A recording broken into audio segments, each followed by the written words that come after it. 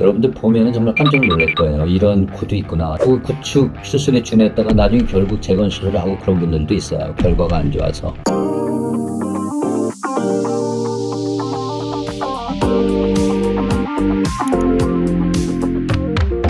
여러분 안녕하세요. 비비의원 정동학입니다. 구신미안이고요. 오늘은 구축의 종류, 구축의 종류가 문서적으로 이렇게 돼 있는 건 아니에요. 근데 이제 제가 워낙 구축을 많이 하다 보니까 분류를 제가 했어요. 우리가 이제 암도 분류를 해요. 뭐 1기, 2기, 3기, 4기 그런 걸 하는데 그 분류를 하는 목적이 있어요. 분류한다 그러면은 이제 이런 종류도 구축이구나 이런 것도 할 수 있고, 우리가 이제 암을 스테이지를 나누는 목적은 거기에 따라서 치료의 방법이 다 달라져요. 그러니까 그런 걸 염두에 두고 이제 그런 분류를 해야 돼요. 분류를 막 자기 마음대로 막 이렇게 하면 안 되거든요. 이제 그리고 이게 제가 논문을 내면 이제 거기에 학회에서 받아들여지면 이제 그게 정식으로 되는 거죠. 근데 일단은 저는 6개로 나눴어요. 워낙 많으니까 뭐 구축 환자가 저는 거의 60% 구축 환자 같아요. 제가 지금 보고 있는 환자들이에요. 그래서 첫 번째는 이제 파셜 콘트랙션이라고 그래갖고 부분적으로 이렇게 파이듯이 오는 구축입니다. 염증이 생기고 나서 실리콘 빼고 나니까 피부가 쏙 들어간 거예요. 어떤 거 파셜 콘트랙션이냐 그러면 여러분 보시다시피 이렇게 퐁퐁 들어가는 거예요. 이렇게 쏙 파고 들어가는 피부가. 이것도 꽤 많아요, 여러분. 근데 이게 그래요. 이거를 그러면 나오게 하면 우리가 간단하게 생각할 때는 연골이나 이런 거를 쏙 집어넣으면 톡 튀어나오지 않을까 싶은데 그렇지가 않아요.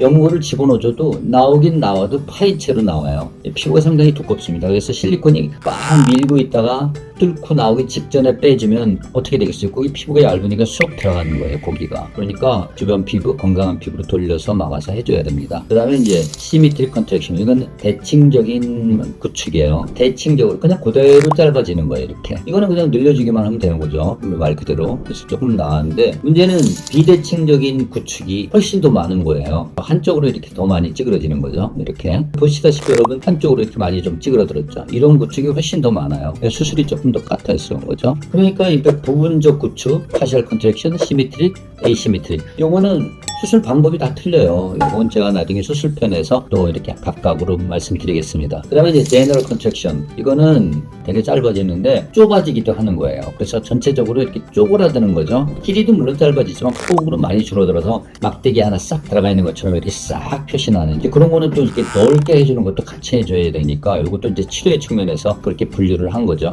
그 다음에 이제 컨트랙션 with deformity. 그러니까 구축이 오면서 피부가 이렇게 접히기도 하고 막 여러 가지 변형이 온 거예요. 아주 보기에도 안 좋게. 컨트랙션이 되면서 피부 같은 것들이 이렇게 다 손상이 온 거예요. 뭐 여러 가지 원인이 있겠죠. 쪼그라드니까 접히면서 손상된 것처럼 보이고, 또 이게 절개했던 거가 잘못돼서 절개근이 보인다든가, 아니면은 이제 이게 빠져나오고 나서 피부에 구멍이 났다거나 이렇게 피부에 어떤 변형까지 같이 와 있는 거, 훨씬 더 어려운 경우죠. 이런 거는 구축 수술을 해야 될 것인지 아니면 재건 수술을 해야 될 것인지 요거에서 결정을 해야 되는 거죠. 그 다음에 이제 가장 심한 거 디스트럭티브 컨트랙션, 완전히 파괴적인 컨트랙션이라고 해서 여러분들 보면은 정말 깜짝 놀랄 거예요. 이런 코도 있구나. 이렇게 되면은 치료 방향이 달라지죠. 재건 수술을 주로 해야 됩니다. 근데 이제 의사들의 판단도 또 굉장히 중요해요. 재건 수술은 굉장히 크잖아요, 수술이. 보통 한 달 정도는 출근을 한다거나 이런 걸 할 수가 없어요.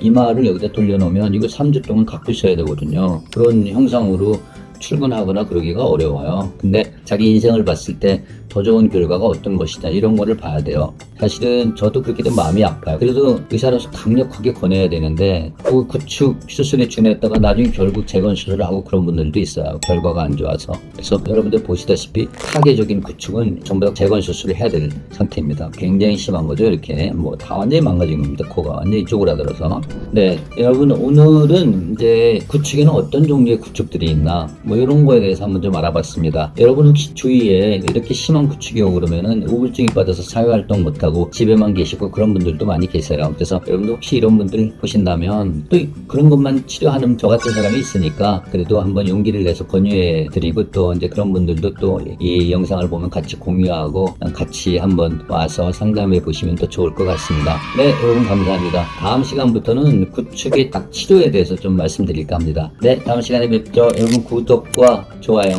부탁드립니다. 감사합니다.